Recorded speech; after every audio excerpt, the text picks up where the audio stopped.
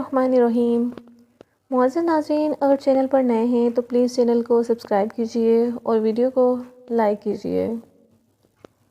प्यारे दोस्तों, पुराने ज़माने की बात है कि किसी मुल्क में एक बादशाह हुकूमत करता था। ये बादशाह रहमदिल, सखी और अक्लमंद था। इसकी बहुत बड़ी सल्तनत थी। काम लायक वज़ीरों ने संभाल रखा था, जिससे बादशाह सल्तनत के कामों से मुतमईन होकर रियाया की देखभाल में अपना वक्त सर्फ करता था। उसके यहाँ खुदा की दी हुई तमाम नेमतें थीं। खुदा ने उन्हें चाँद जैसी खूबसूरत शहज़ादी भी अता की थी, लेकिन शहज़ादी नसरीन आंखों से महरूम थी। बादशाह ने शहज़ादी के इलाज के लिए दूर दूर से बेशुमार लायक हकीम बुलवाए, मगर कोई भी हकीम शहज़ादी की आंखों को रोशनी ना दे सका। बादशाह और मलका शहज़ादी के गम में मरे जा रहे थे। उन्हें इस बात का ख्याल सताता था कि कोई भी शहज़ादा अंधी शहज़ादी से शादी नहीं करेगा। बादशाह ने कई बार इसकी शादी का ऐलान किया, बहुत इनाम का लालच दिया। उसके बावजूद कोई भी अंधी शहज़ादी से शादी करने पर रज़ामंद ना हुआ। एक दिन बादशाह को इंतहाई परेशान देखकर वज़ीर ने कहा, बादशाह सलामत, आजकल आप बहुत परेशान नज़र आ रहे हैं। अगर गुस्ताखी ना हो तो परेशानी की वजह पूछ सकता हूँ। बादशाह थोड़ी देर सर झुकाए खड़ा रहा और फिर बोला, तुम्हें मालूम है कि शहज़ादी नसरीन अंधी है। उस वजह से कोई भी उससे शादी करने के लिए तैयार नहीं होता। वज़ीर बोला, आलिजा, आप ऐलान कर दीजिए कि जो कोई भी शहज़ादी की आंखों को अच्छा करेगा, उसके साथ ना सिर्फ शहज़ादी की शादी कर दी जाएगी, बल्कि उसको सल्तनत का वारिस बना दिया जाएगा। बादशाह को ये तजवीज़ पसंद आई और दूसरे दिन ये ऐलान कर दिया गया कि जो शख्स शहज़ादी नसरीन की आंखें ठीक कर देगा, उसकी शहज़ादी के साथ शादी कर दी जाएगी और उसे तख्त व ताज का मालिक बना दिया जाएगा। इस ऐलान को सुनकर बहुत से शहज़ादे अपनी किस्मत आजमाई के लिए इलाज की तलाश में मसरूफ़ हो गए, जिससे शहज़ादी ठीक हो सके। उसी मुल्क में एक गरीब आदमी भी रहता था, जिसका एक बेटा था जो उसके बुढ़ापे का सहारा था। उसको अपने बेटे से मोहब्बत थी और वो भी अपने बाप की बेहद इज़्ज़त करता था। जब उसने बादशाह का ऐलान सुना तो उसने एक दिन अपने बाप से कहा, अगर आप इजाज़त दें तो मैं भी किस्मत आजमाई करूं। हो सकता है कि किस्मत हमारा साथ दे। बाप ने हंसकर कहा, नादान बच्चे, दुनिया भर के बड़े बड़े हकीमों ने शहज़ादी का इलाज किया और शहज़ादी की आंखें ठीक ना कर सके, तो तुम क्या कर सकते हो? तुम जानते हो मैं तुम्हारे बगैर ज़िंदा नहीं रह सकता। अगर तुम मुझे तन्हा छोड़कर चले गए तो तुम्हारे आने तक मैं ज़िंदा नहीं रह सकूँगा। बेटा बोला, अब्बा जान, खुदा ने चाहा तो मैं बहुत जल्द लौटूँगा। बाप ने फिर समझाते हुए कहा कि ये काम गरीबों के करने के नहीं हैं, ये तो सिर्फ़ अमीरों और शहज़ादों के काम हैं। तुम्हारे पास तो सवारी का घोड़ा तक नहीं है। बेहतर है कि तुम ये ख्याल अपने जहन से निकाल दो। पैदल जंगलों की आग छानने से क्या फ़ायदा? लड़के ने हिम्मत से काम लेकर कहा, अब्बा जान, आप इजाज़त दें तो मुझे यकीन है कि खुदा ताला मेरी मदद फरमाएगा और मैं ज़रूर कामयाब लौटूँगा। बेटे के इसरार पर बाप ने जाने की इजाज़त दे दी और उसकी कामयाबी की दुआएं मांगने लगा। लड़का अपने बाप से रुखसत होकर अपने एक दोस्त के घर पहुंचा।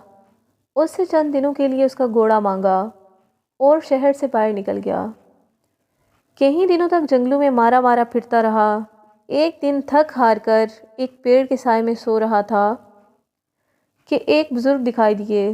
बुज़ुर्ग ने कहा, अनवर, चूँकि तुम अपने बाप के फर्माबरदार बेटे हो, इसलिए इस मुहिम में तुम्हारी मदद करते हैं। तुम मशरिक़ की तरफ चले जाओ, वहाँ तुम्हें एक तालाब मिलेगा। उस तालाब में लाल पानी होगा। तुम तालाब में कूद जाना। वैसे ही तुमको मुख्तलिफ़ किस्म की आवाज़ें सुनने को मिलेंगी। अगर तुम इन आवाज़ों को सुनने और समझने की कोशिश करोगे तो इसी तालाब में डूब जाओगे। चंद ही मिनट के बाद कोई शख्स तुम्हें नीचे की तरफ खींचेगा, मगर तुम डरना नहीं। चंद सेकंड के बाद तुम अपने आप को एक सुनसान जंगल में पाओगे। जंगल में तुम मगरिब की तरफ चल देना। 2 فرلانگ کے بعد تمہیں ایک شیر ملے گا، تم اس کو یہ انگوٹھی دے دینا، شیر یہ انگوٹھی دیکھتے ہی تمہارے راستے سے ہٹ جائے گا، اور کچھ دور جانے کے بعد تمہیں ایک شاندار عمارت نظر آئے گی، اس عمارت کا دروازہ بند ہوگا، تم اس انگوٹھی کو کواڑ سے لگا دینا، دروازہ خود بخود کھل جائے گا، تم بلا خوف ہمت کر کے اندر چلے جانا، عمارت کے اندر دائیں جانب ایک کنواں ملے گا، اس کنویں کے اندر پیلے رنگ کا گلاب کا پھول تیر رہا ہوگا، اس پھول کو فوراً کنویں سے باہر نکال کر اسی راستے سے جس سے تم گئے تھے واپس آ جانا، اگر تم نے ذرا سی بھی غفلت برتی تو ہمیشہ کے لیے اسی کنویں میں قید ہو جاؤ گے، اس گلاب کے پھول کو نچوڑنا، اس کا ایک ہی قطرہ انشاءاللہ شہزادی کی آنکھیں ٹھیک کر دے گا۔ انور ایک دم نیند سے چونک پڑا اور پھٹی پھٹی آنکھوں سے چاروں طرف دیکھنے لگا، دور دور تک اسے کچھ بھی نظر نہ آیا، یکایک اس کی نظر انگوٹھی پر پڑی، انگوٹھی کا نگینہ انتہائی چمک رہا تھا، اس نے انگوٹھی فوراً اٹھائی اور اسی وقت بزرگ کے بتائے ہوئے راستے پر چل پڑا۔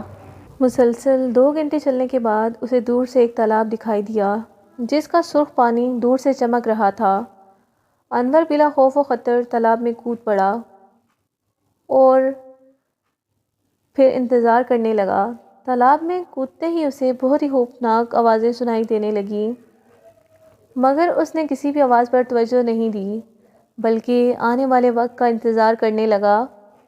1-2 منٹ کے بعد اس نے محسوس کیا کہ وہ خود بہت نیچے کی طرف جا رہا ہے، وہ بالکل نہیں گھبرایا، چند سیکنڈ کے بعد جب اس نے آنکھیں کھولی تو اپنے آپ کو ایک جنگل میں کھڑا پایا، وہ بزرگ کے بتائے ہوئے راستے پر مغرب کی طرف چلتا رہا، راستے میں اسے ایک جنگلی شیر ملا، اس نے وہ انگوٹھی شیر کے سامنے کر دی، جو ہی شیر کی نظر انگوٹھی پر پڑی، شیر اس کے راستے سے فوراً ہٹ گیا اور انور اپنی منزل پر روانہ ہو گیا۔ تھوڑے ہی فاصلے پر اسے ایک شاندار عمارت نظر آئی، دروازے پر پہنچ کر تالے سے انگوٹھی رگڑی تو تالا خود بخود کھل گیا اور انور بے دھڑک عمارت میں داخل ہو گیا۔ عمارت کے اندر پہنچ کر اس نے کنویں کی تلاش شروع کر دی، تھوڑی سی محنت کے بعد اسے کنواں نظر آیا، اس کے قریب پہنچ کر اس نے تالاب کے اندر دیکھا تو وہاں پیلے رنگ کا گلاب تیر رہا تھا، برابر میں ایک رسی لٹک رہی تھی، انور خدا کا نام لے کر رسی کے ذریعے کنویں میں اتر گیا، کنویں میں اترنے کی دیر تھی کہ اسے بے پناہ شور و غل سنائی دیا، مگر اس نے شور و غل کی پرواہ کیے بغیر جیسے ہی پھول کو ہاتھ لگایا، گھبرا کر ہاتھ پیچھے ہٹا لیا، کیونکہ پھول آگ کی طرح گرم تھا، وہ تھوڑی دیر تک سوچتا رہا کہ پھول کس طرح حاصل کیا جائے، جب دوبارہ اس نے پھول توڑنے کے لیے ہاتھ بڑھایا تو پھول چھونے سے اس کی انگوٹھی بھی اس کے ساتھ مس ہو گئی اور پھول ایک دم ٹھنڈا ہو گیا، اس نے آگے ہو کر پھول کو پکڑ لیا اور کنویں سے باہر آ گیا۔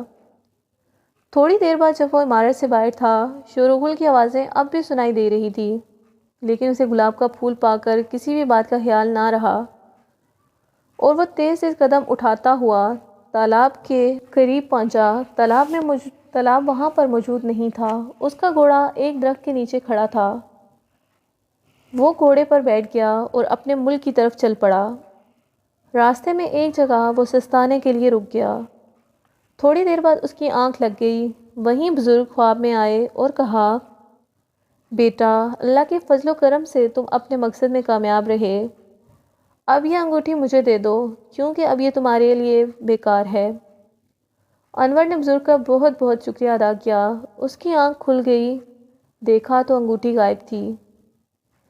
تھوڑے دنوں کے بعد وہ اپنے ملک میں پہنچ گیا اور سیدھا بادشاہ کے پاس پہنچ کر اسے خوشخبری سنائی، بادشاہ اسے شہزادی کے محل میں لے آیا، انور نے پھول کے عرق کے چند قطرے شہزادی کی آنکھوں میں ٹپکائے، شہزادی خوشی سے چیخ اٹھی، ابا جان اب میں سب کو دیکھ رہی ہوں، اب تو بادشاہ کی خوشی کا کوئی ٹھکانہ نہ تھا اور وہ خدا کا شکر بجا لایا اور اپنے وعدے کے مطابق انور کی شادی شہزادی سے کر دی اور کچھ عرصے کے بعد انور کو تخت و تاج سپرد کر کے خود یاد الہی میں مصروف ہو گیا۔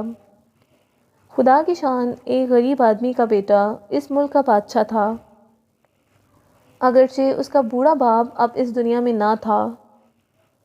جب بھی جنت میں اس کی روح بیٹے کی کامیابی پر خوش ہو رہی تھی۔ ناظرین، کہانی اچھی لگے تو لائک کر دیں اور چینل کو سبسکرائب کر دیں۔ شکریہ۔